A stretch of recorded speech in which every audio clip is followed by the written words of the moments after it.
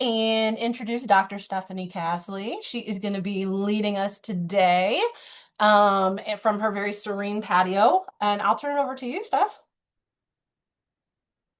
There we go. Hello, everybody. I appreciate you spending part of your afternoon with me. As always, I love coming and yakking about mental health, stress management. Today, we're going to talk about managing burnout risk. And everything I present on today, we'll make sure you get a copy of. So feel free, sit back, listen, take what you can, and think about, if there's think about how you can take away from what we chat about. Some of the things I may chat about, you're like, yeah, I can't really apply that with what I'm doing, the work I'm doing. That's okay. See, just kind of see what, if there's anything that you think you might be able to take from it. And if you see me look around, it's because I'm keeping an eye on my coworker down here, but he's out cold right now, but that's Mr. Luca Schneeball von Wolfenstein. And he's just taking a break. He's helping me work remote today. But he'll be back on campus next week. He'll be on campus Thursday next week. So let me go ahead and share my screen if it will let me. Come on. Oh no. All right, bear with me, y'all. It's giving me the wheel. I'm sure you all know the wheel. I love the wheel.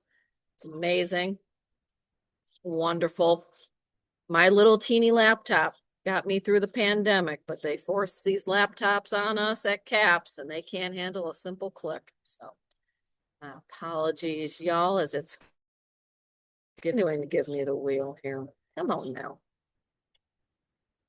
I'm not even hooked up to the CAPS system, which tends to slow it down. So y'all are just going to hear me and my commentary as it gives me the wheel here. Let's see. It's good stuff. It's still giving me the wheel. It should be slowing you down. Mm-hmm.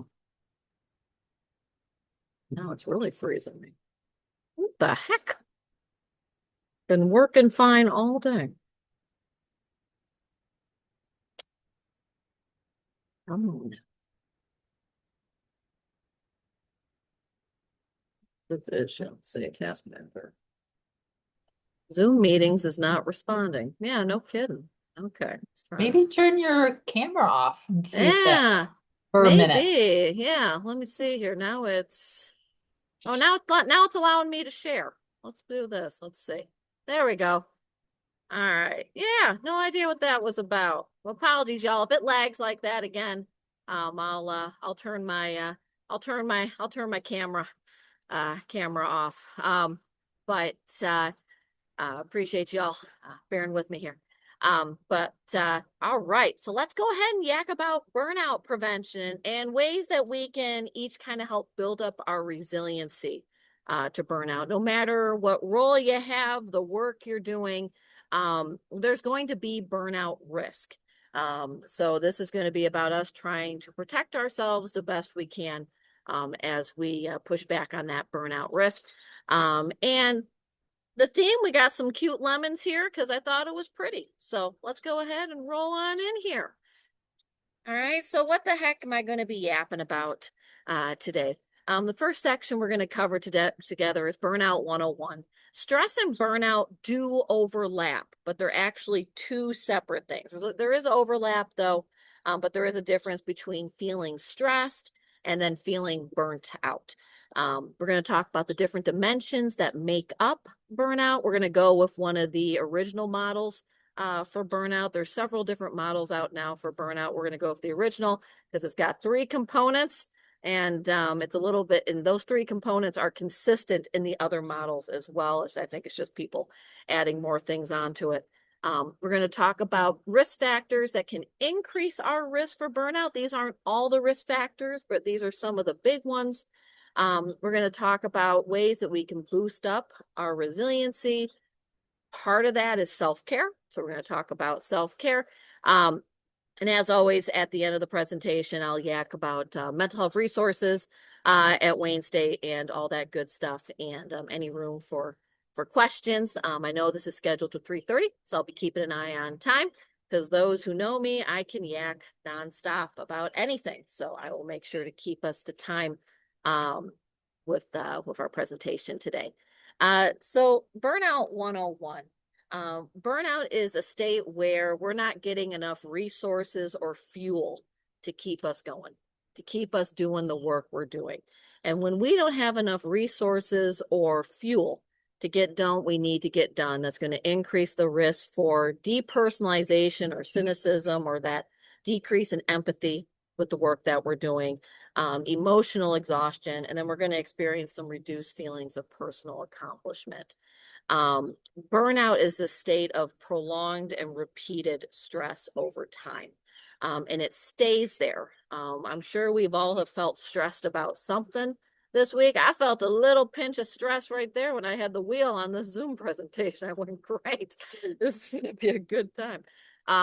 But usually with stress, when we overcome the challenge that's creating the stress, or we leave the environment that's maybe triggering the stress tends to reduce.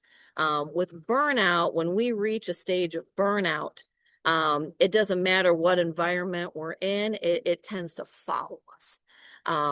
But just some things to kind of think about. I'm just putting these up here, and every time I do a presentation, I think I'm going to be that person that does the cute little transitions and animations and have the patience for it. And I just don't. I like everything up on the screen.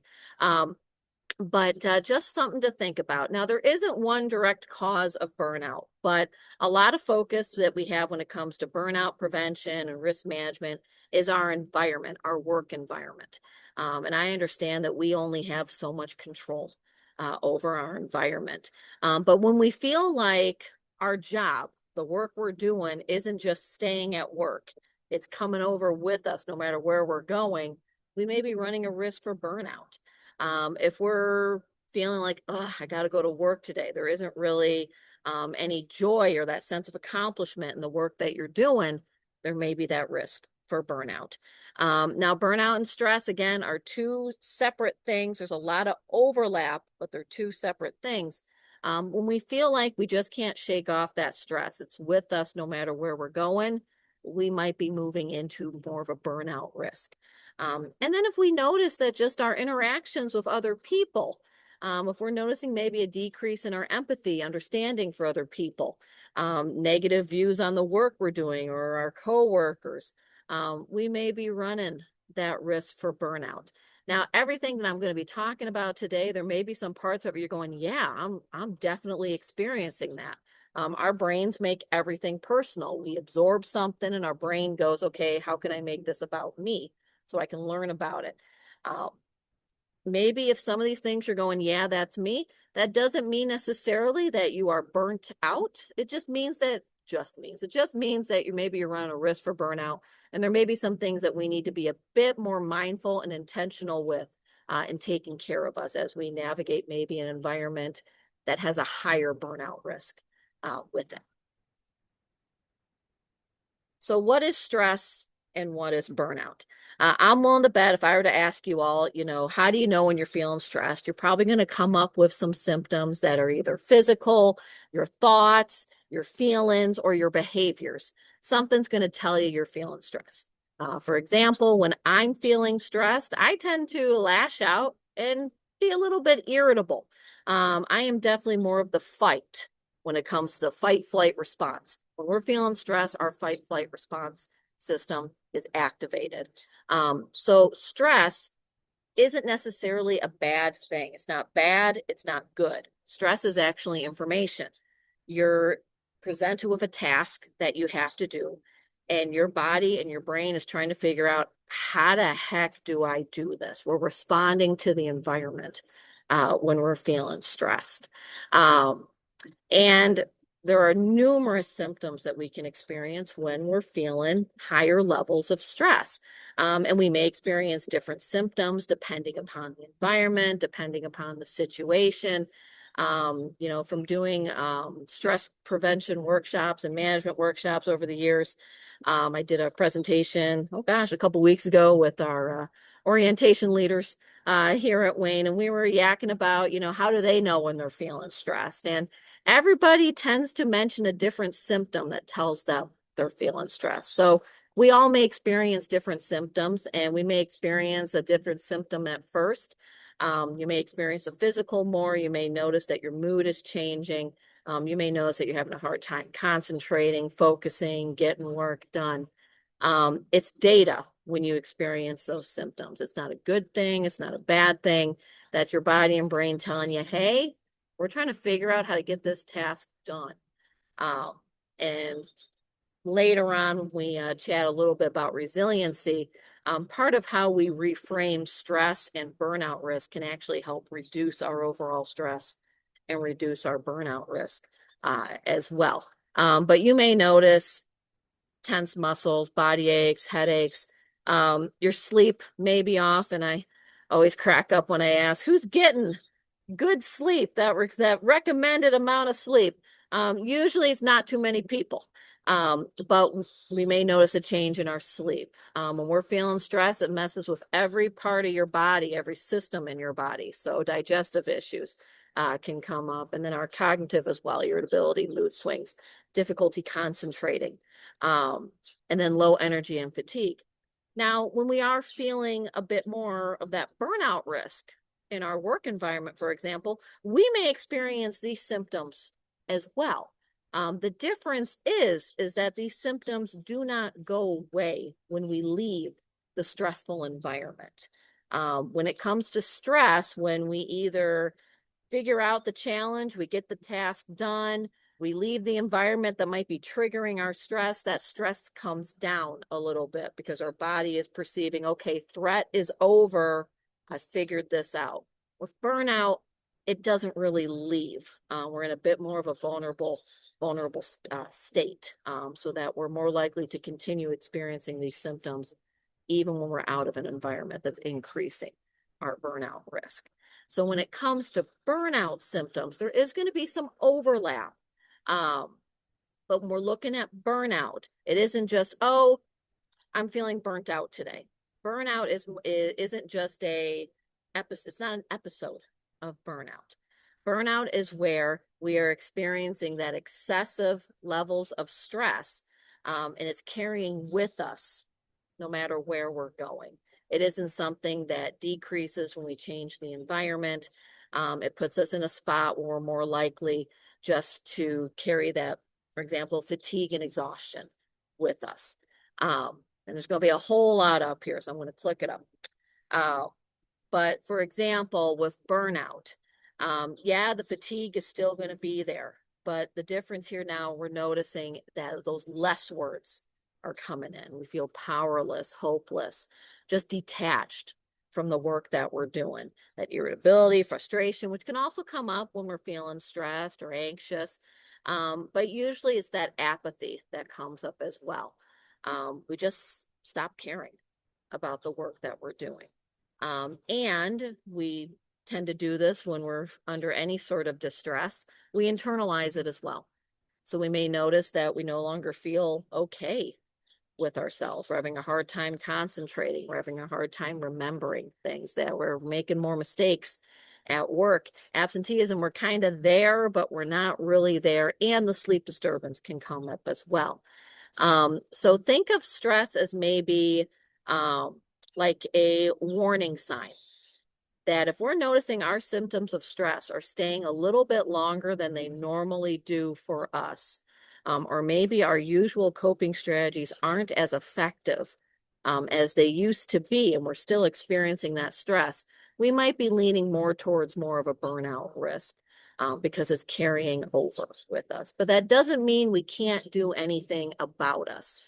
When it comes to the environment, we don't have as much control over the environment, but we do have a say in what we do outside the environment, how we prepare to go into an environment that we know is going to increase our risk for burnout or stress.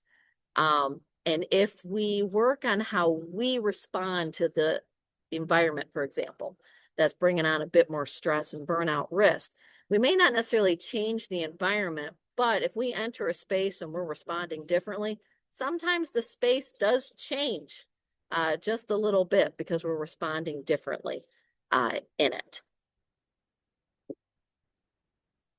Another example of difference between stress symptoms and burnout symptoms. With stress, we may feel overwhelmed. We're taking on so much.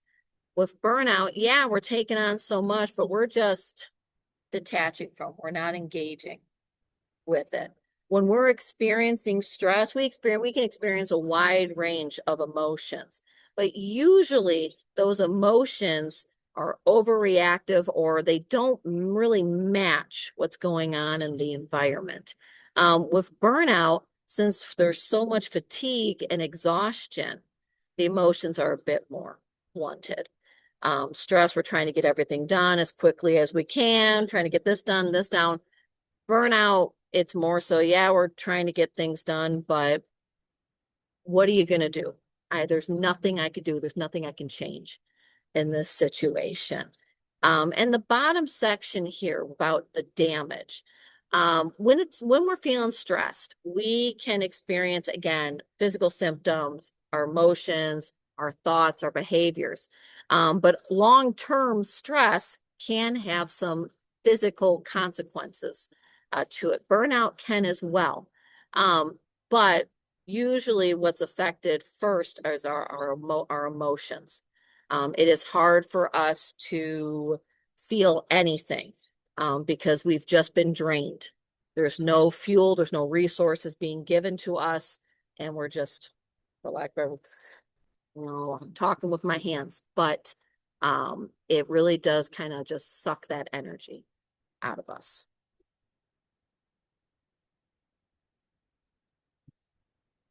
But what makes up burnout?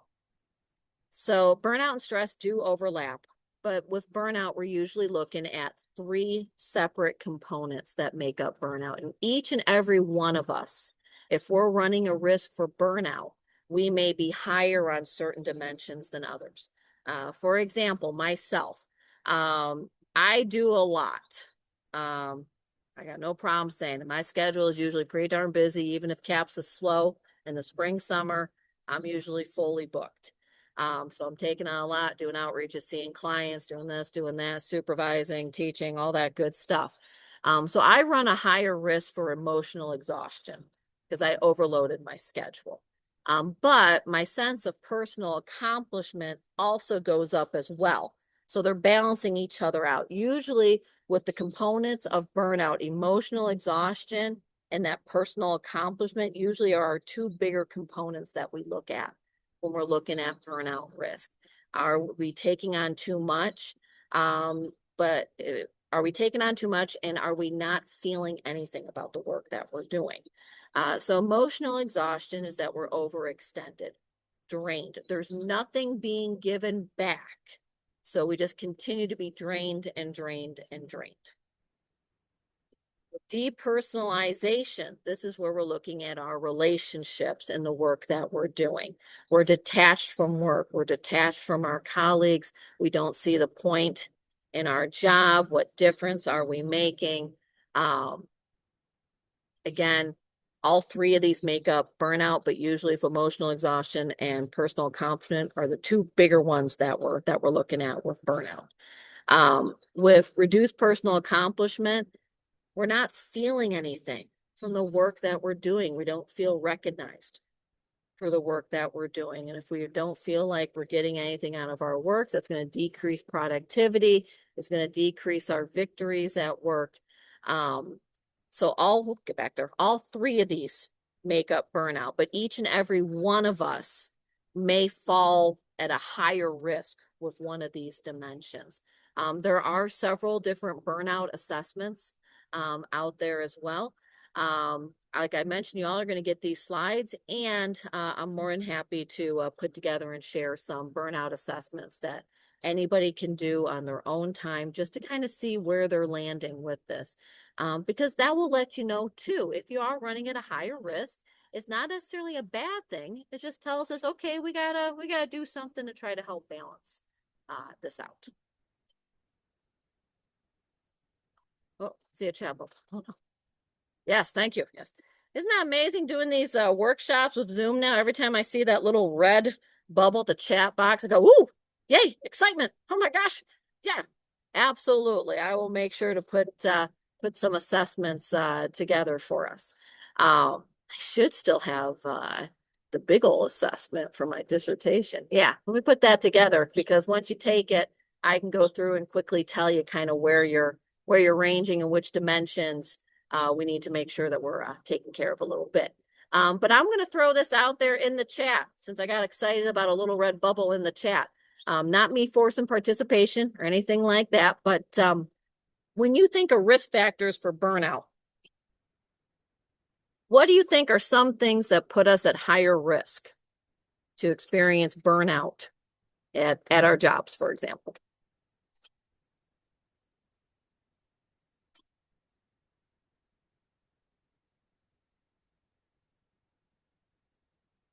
Oh no. I was going to say I was about to take a joke. Everyone's already feeling too burnt out. They're saying, forget about it, Steph. We can't think about it. Huh. Yeah, absolutely. Yes, yes. The workplace environment, toxic, bullying, harassment, absolutely. Working, just the helping profession in general, working with students.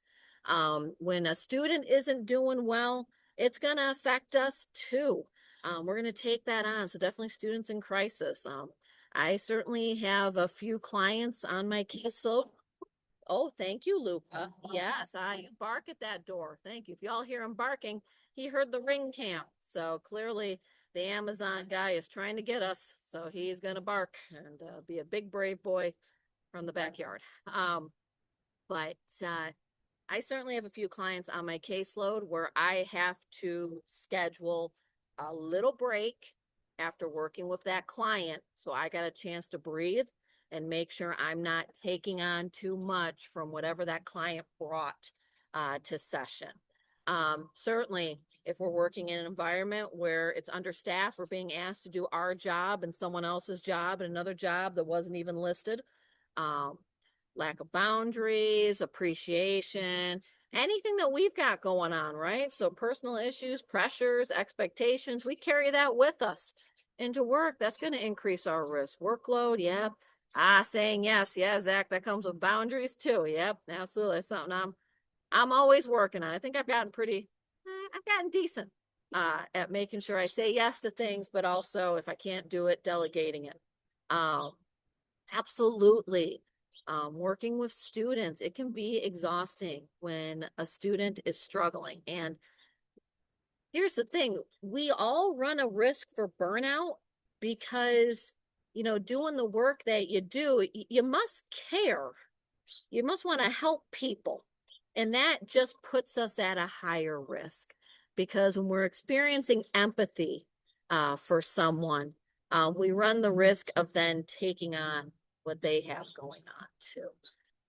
All big dreams with little resources. Yeah, it's hard when we care about something, care about our job, care about the environment that we in, and we're thinking of great plans and suggestions that could help improve a place, and the resources just aren't there. I appreciate you all sharing the chat, and you all are absolutely right on those risk factors. A few of those are going to be up here, and if what you put in the chat isn't on the slide, it's still a risk factor.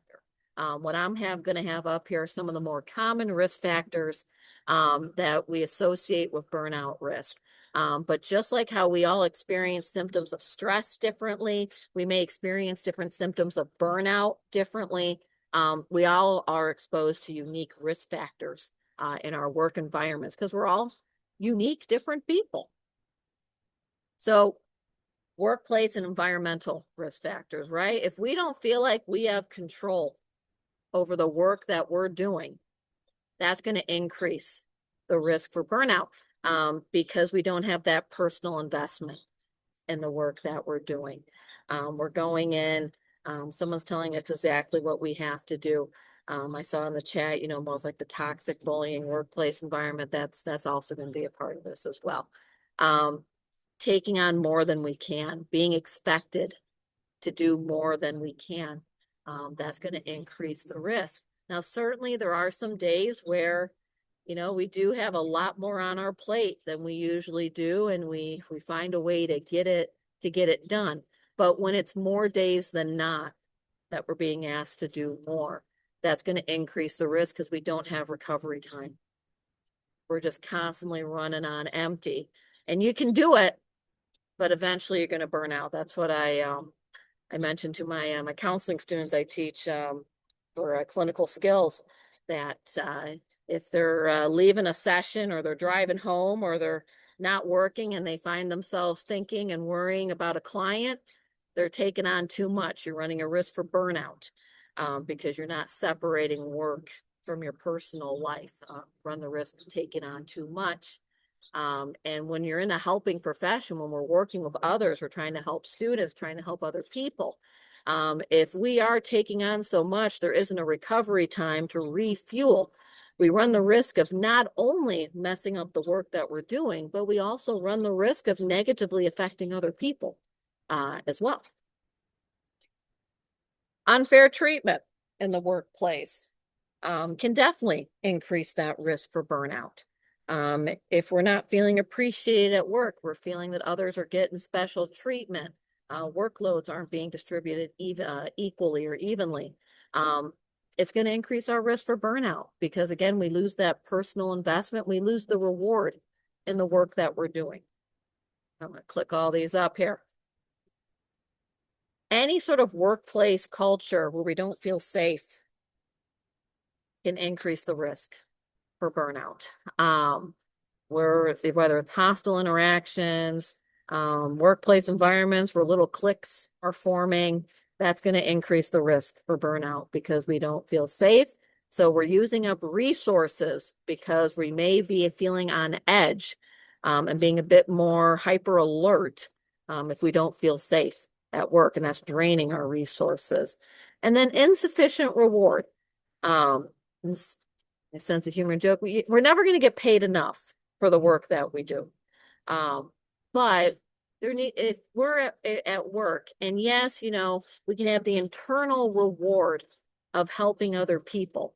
But if the environment isn't acknowledging the work that you're doing, we can only rely on internal resources so much. And that's what's tricky with burnout prevention as well. And just in general, anything related to mental health. A lot of the focus is on what the individual can do. Yeah, we can do so much, but the environment needs to also play a little fair too. So if we're not feeling like we're being appreciated at work, we're not being acknowledged, it's going to increase that risk for burnout because why should I do more work if the environment isn't going to recognize that I'm doing this? Now, I mentioned helping professions. Now, burnout can occur in any profession, but burnout models and burnout research started with mental health professionals. It actually started with social workers. But any profession where we're working with other people, we're taking care of other people, we're going to run the risk for burnout. So it can be helping professions, but really any profession. So counselor, we run the risk for burnout. Advisors, faculty, staff, anybody working with students, working in higher ed, we're all running the risk for burnout because we're in helping other people, we're taking on other people's concerns and issues as well. The hidden work in the work that we do. I remember I saw in the chat and I asked you all about risk factors, doing additional work, being understaffed. So that hidden work, we're doing our job, but we're also being asked to do more to help out here.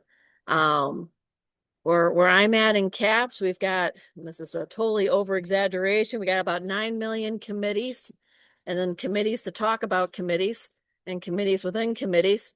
And it's a lot of hidden work because it's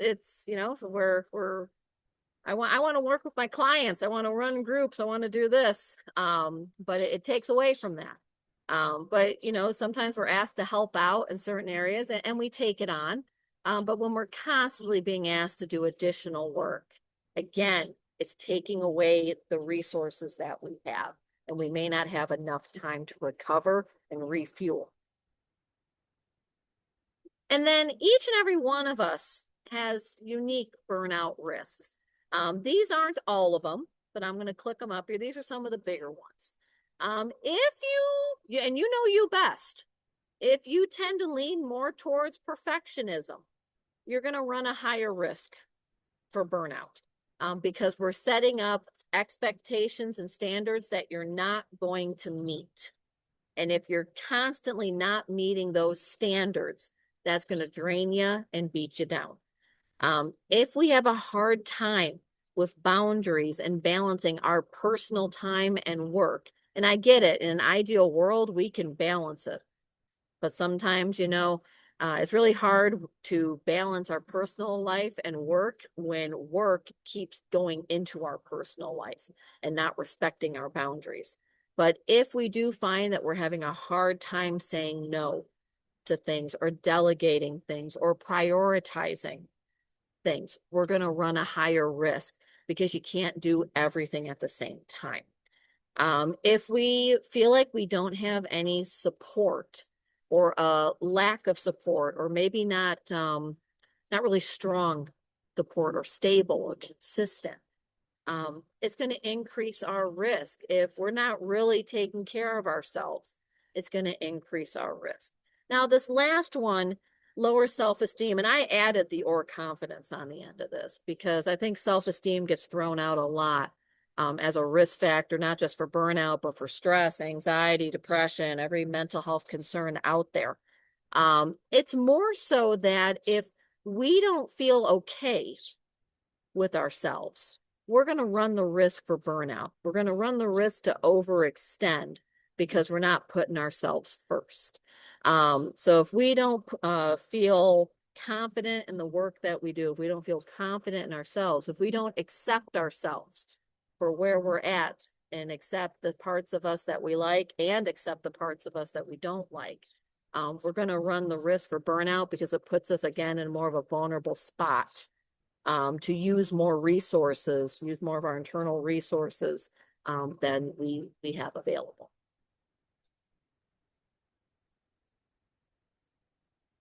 And that's all good, but what can we do? What can we do to reduce our burnout risk? And when we reduce our burnout risk, it doesn't mean that we're safe from burnout.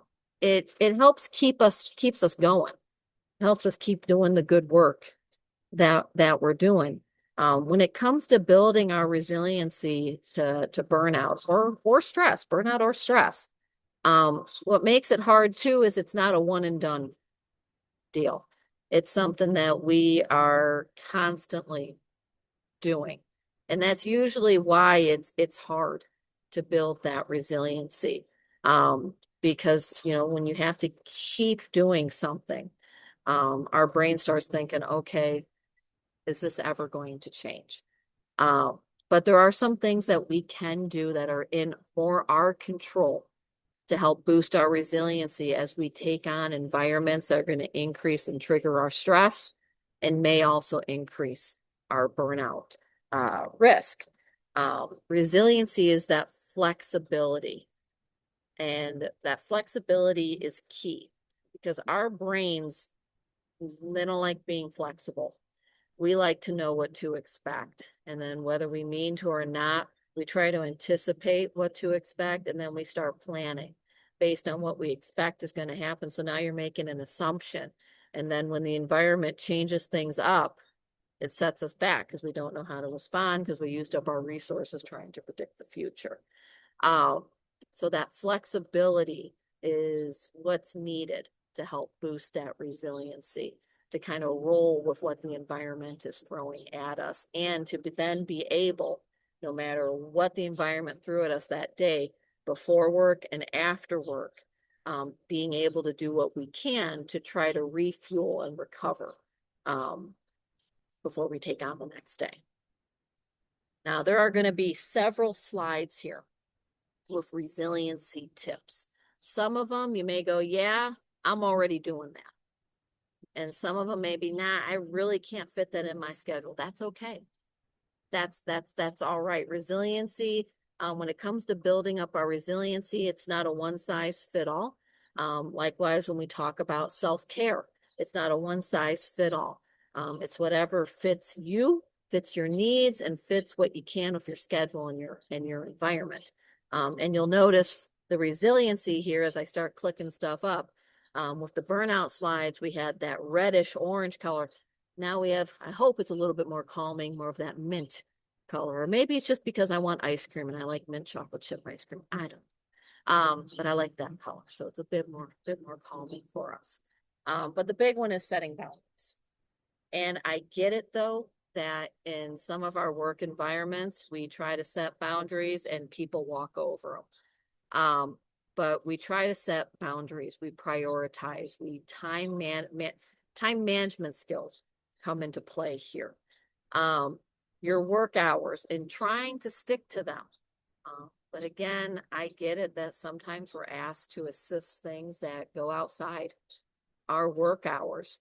And sometimes we're in a position where we can't say no to something. So everything too that comes up here when talking about resiliency, I know every situation, every work environment is a little bit different.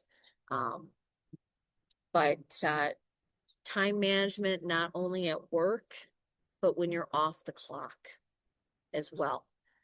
Sometimes, you know, we have a really hard day at work, we get home or we're done with work and we're feeling completely drained and we don't do anything. And it feels like, okay, some people lump that in as self-care, not doing anything. And sometimes it can, but if not doing anything is because we have no energy to do something, it's not necessarily self-care. It's information that's telling us you're running the risk of burnout at work. So setting the boundaries with what you're doing at work, when you do have a say, managing your time, prioritizing the tasks that need to get done first, and then outside of work, prioritizing your time as well.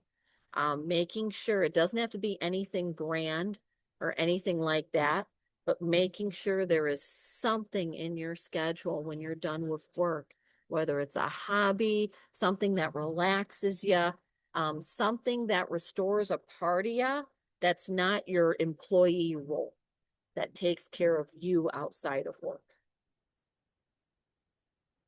Click these up here too. There we go. Make sure I don't overclick. Do every time. Mindfulness and stress management. So mindfulness comes up when we're talking about burnout prevention and resiliency, because when we are feeling burnt out or we're feeling stressed, our mind either runs to every worst case scenario and we're trying to plan so much and it's all hitting us, or if we're feeling that burnout risk, we're just not even attached to anything. Mindfulness tries to bring us to the present, which is really the only thing that we can control.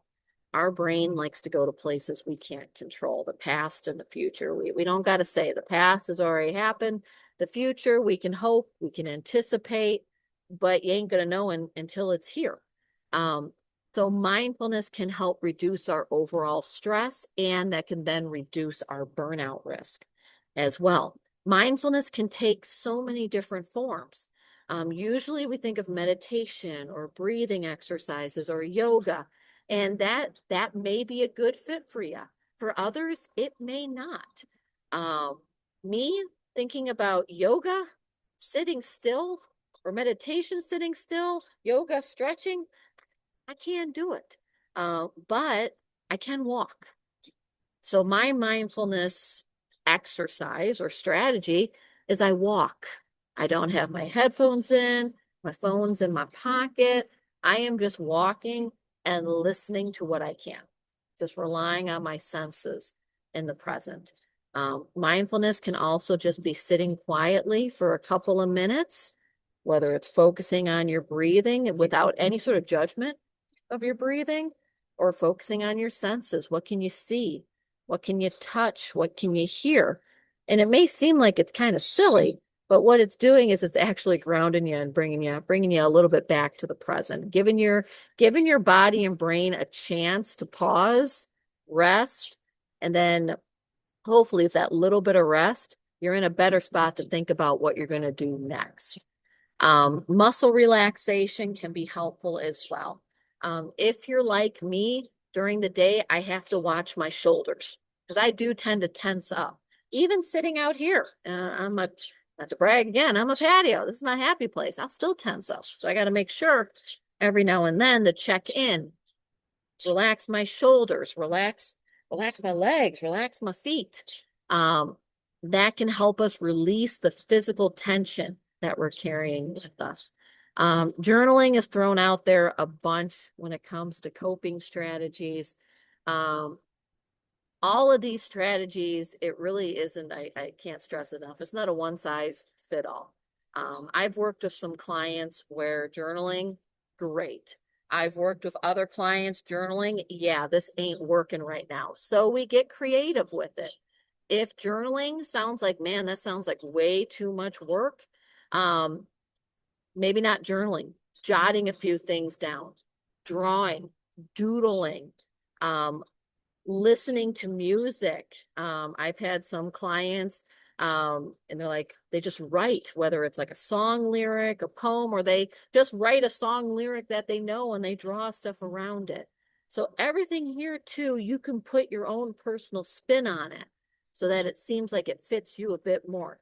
Journaling, I don't journal, but I do doodle and I love to draw. So that's usually my go-to. I actually have a journal in my office at CAPS, and that's what I'm doing some art therapy exercises and whatnot in that when I do have a break in between clients, or I know I got a stressful day ahead of me. I'm going to do something for me at the beginning of the day when the office is nice and quiet.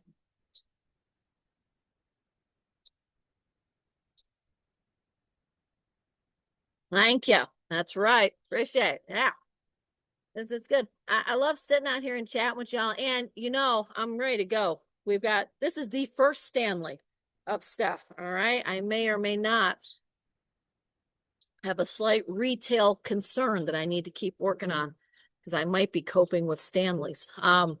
But when it comes to resiliency, reframing our perspective, when I have done stress management workshops just focused on stress, I talk a lot about how if we view something as a problem, we're already setting ourselves up to respond to it a certain way. If someone tells me they have a problem has such a negative spin to it. If we view a problem as a challenge, we're already setting the tone a little bit differently. A challenge is something I can overcome and figure out. Problem makes it sound like you need to problem solve this. There's one solution. So something needs to be solved now. A challenge is something like, I'm going to figure out how I can, so it sounds like I'm going to figure out how I'm going to figure this out. So if we think about if we can alter something, avoid something, or accept something, we're already altering our mindset to take on a challenge instead of a problem. Positive thinking can assist with this too, but if we're not feeling great, it's hard for positive thinking. With some of my clients I work with, if we're dealing with, if they're experiencing depression, for example, it's hard to think, let's try positive thinking. Yay. So we think about neutral thinking. Okay thinking. I had a client today and asked him how the past couple of days went. He said, well, they weren't terrible. I went, okay, that's where we're at right now. It wasn't terrible. So focusing on positive or the okay aspects of your job, your life, of the work that you're doing, it's not going to necessarily make the negative thoughts go away, but it balances them out because negative thoughts, we all do it. Our negative thoughts outweigh positive thoughts and they just tend to be louder and our brain assumes they're facts. Again, time management, reframing the concern, breaking things up into smaller parts when we're feeling overwhelmed about something. If we can break it down into smaller goals, smaller steps, it doesn't change the amount of work you have to do, but it definitely makes it manageable. And then celebrating those small victories. And if you're thinking, yeah, right, small victories, then recognizing the okay victories? What went well today? What went okay today? What's an area of growth or challenge for tomorrow? So what we're doing is we're avoiding the good and bad, the black and white thinking, and that can come up with burnout because we're feeling so exhausted. We can't think about the neutral or middle ground. We just think of good or bad.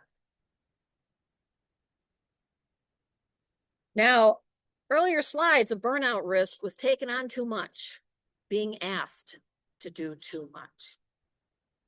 But sometimes there's opportunities that we can take advantage of that really kind of restore and remind us of the work that we're doing. When we can, seeking out opportunities, whether it's at work, doesn't have to be at work. It can be you outside of work. Opportunities that add value to you, something that's important to you.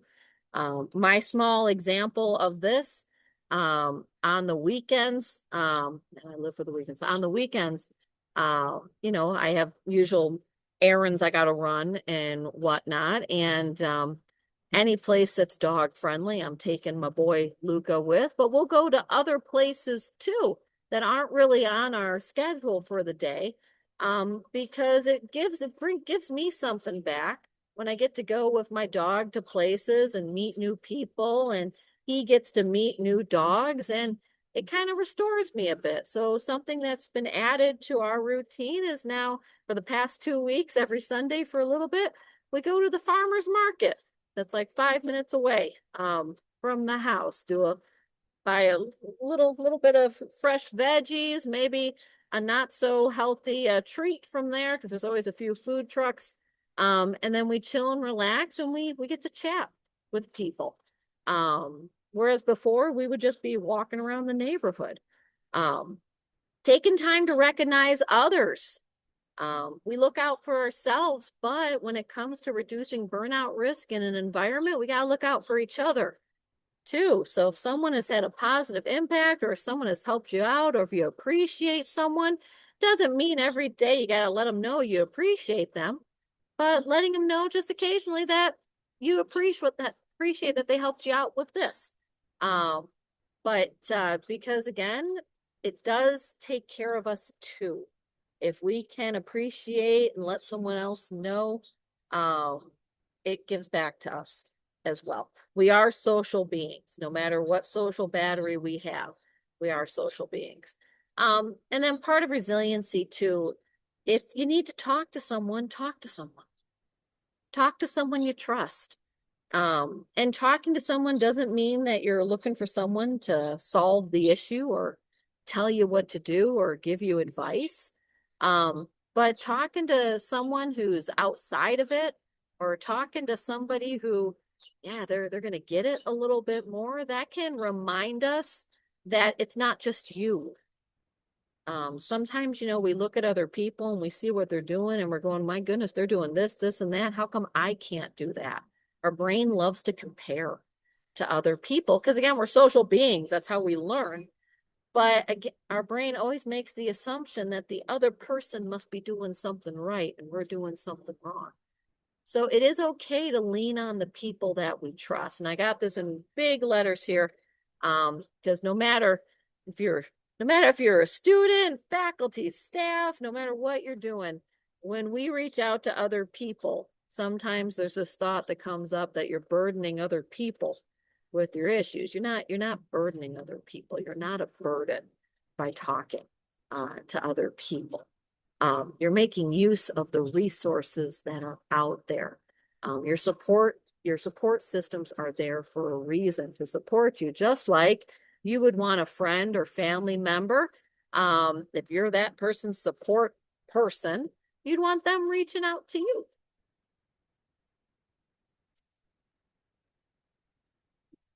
Click these up here. There we go. Part of setting boundaries, taking a break when you can, disconnecting when you can. And I get it, with some of our roles, it's hard to disconnect. But if you can, when there's an opportunity, being able to disconnect and walk away for a little bit.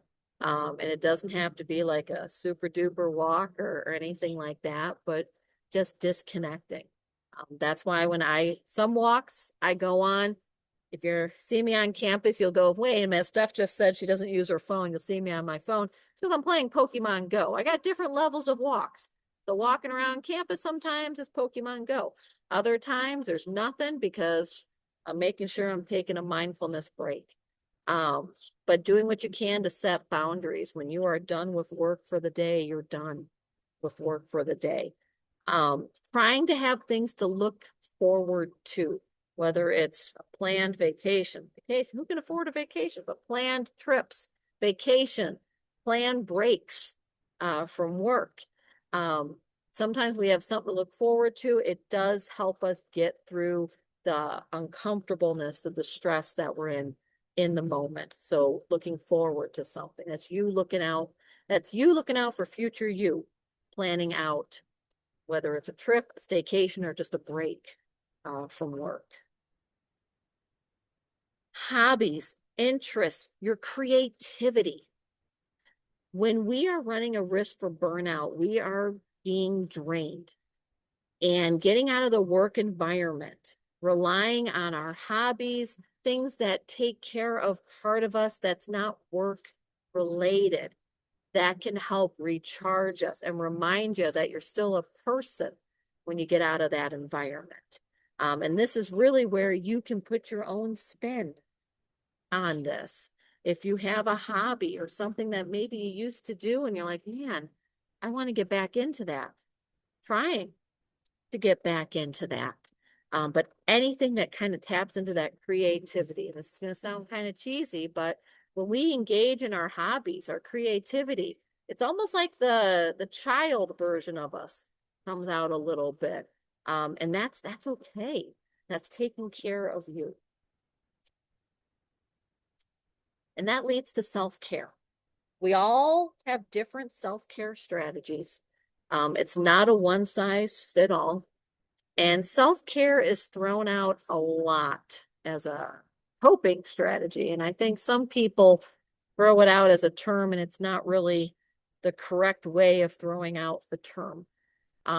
Self-care doesn't necessarily mean you got to spend money on something. I work with a few clients, and they'll call something self-care, and we'll go, well, is it really self-care? Are you really taking care of you? Are you taking care of part of your wellness, restoring part of your wellness, or are we avoiding? Are we distracting ourselves? Self-care allows you to feel however you're feeling, but it takes care of part of your wellness. And there's so many different dimensions to self-care. I'm gonna click some of this up here.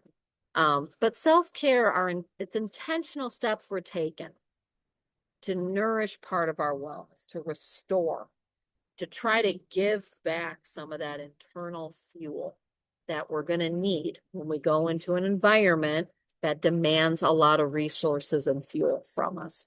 Now, some of the big heavy hitters with self-care, we're looking at sleep, nutrition, movement, exercise, movement, and our social connections. These aren't all the parts of our wellness. Our wellness can be physical, emotional, spiritual, occupational, financial. It's when you think of all the different components that make up who you are, that's your self-care wheel. Now, this is just an example of a self-care plan. I love this template because it's colorful, but I love all the different parts. Because when we think of self-care, I'm willing to bet something comes to your mind when you think about self-care. When I think about self-care, I'm thinking about walking because I love to walk. I have to walk. I have to get up and physically leave an environment for a bit, and then I can come back after my walk. But we all have different go-to self-care. And self-care can be bigger activities that we're looking forward to later in the week. But it's that smaller self-care, the self-care that we do every day. That's what helps reduce our burnout risk. Because if we just rely on the bigger activities to restore us, it's going to help restore that energy, but we run the risk of running out of fuel before we get there. So the different components of self-care with this example, we have our mental, emotional, physical, environmental, spiritual, recreational, and social. And self-care strategies can overlap as well. So for example, walking is my go-to. But walking takes care of physical, but it also takes care of my mind as well. Because when I'm walking, I'm not thinking about work. I'm just walking. I'm looking around my environment. Is there something cool going on? Ooh, that's interesting. And this happened during the pandemic. I became a bird person. Ooh, what kind of bird is that? Ooh, interesting. Um, so I engage in my curiosity when I'm walking. So that takes care of my mental. It also takes care of my emotional as well. Because if I'm feeling stressed at work and then I go out for a walk, I'm acknowledging this is how I'm feeling. So I'm going to walk through these feelings right now. But I'm wondering, and there's some examples up here, and some of them you may go, yeah, that kind of fits me, and others you're like, yeah, that's totally not me, and that's totally fine. But when you think about what self-care looks like for you, I'm wondering, I'm gonna throw it in the chat. Um, what are some self-care strategies that seem to be a good fit for you? And I always ask because I'm a nosy counselor, but I'm always curious what other people are up to.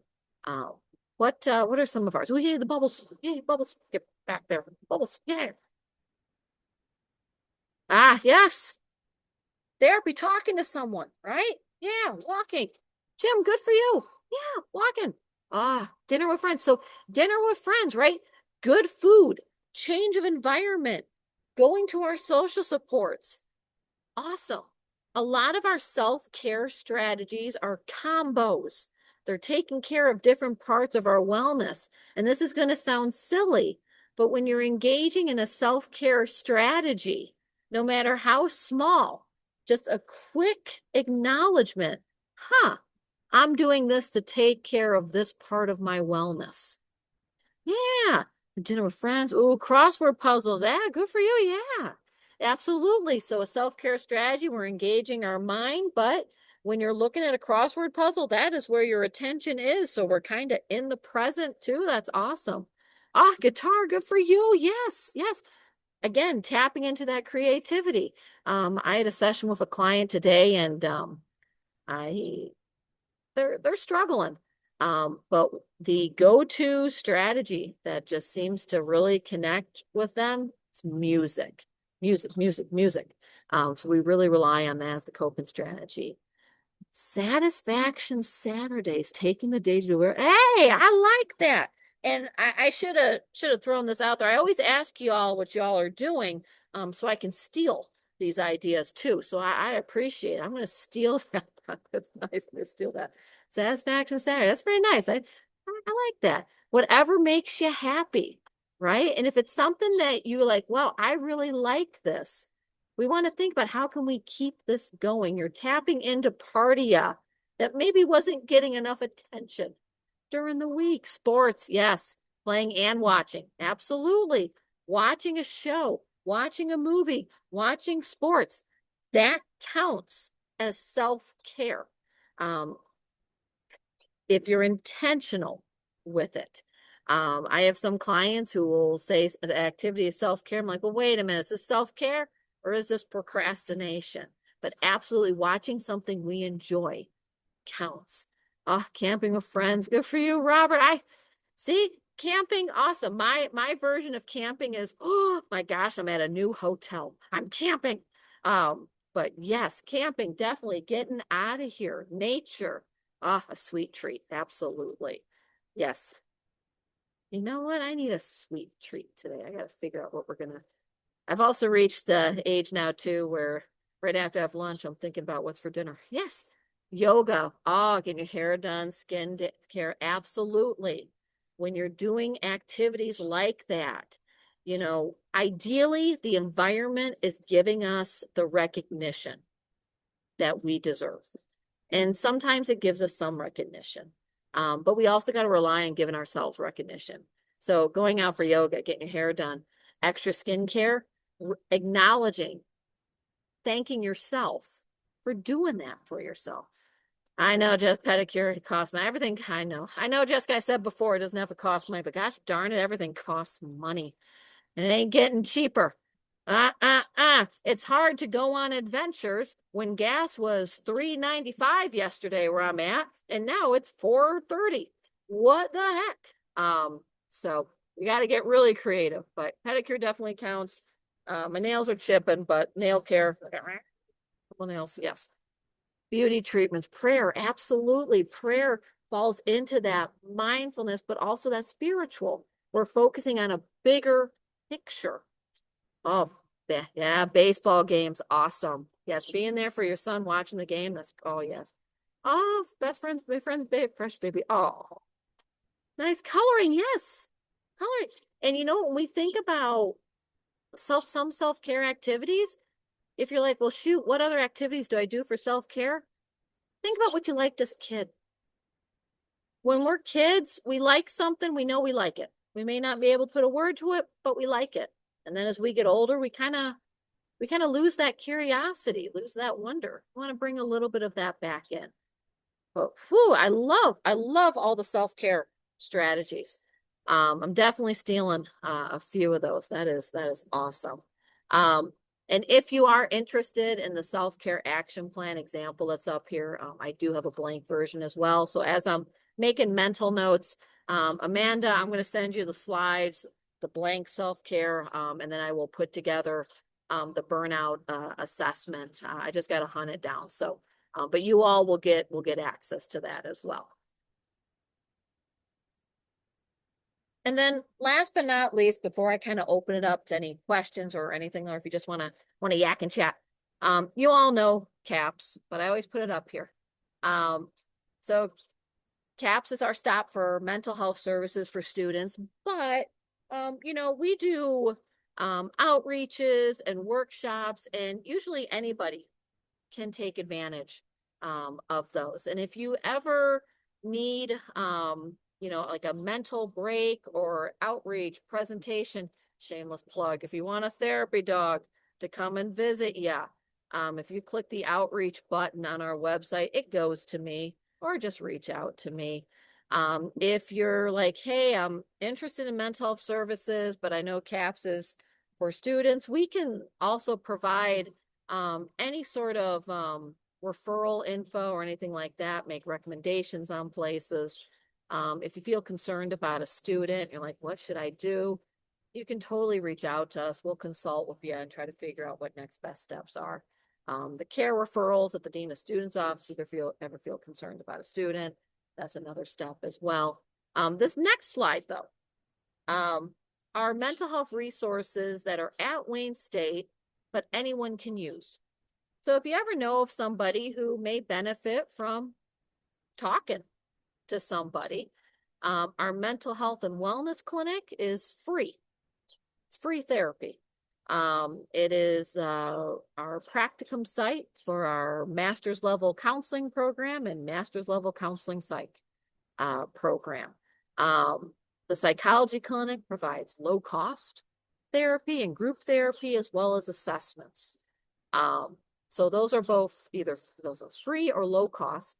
And then we do have an art therapy practicum here at Wayne State.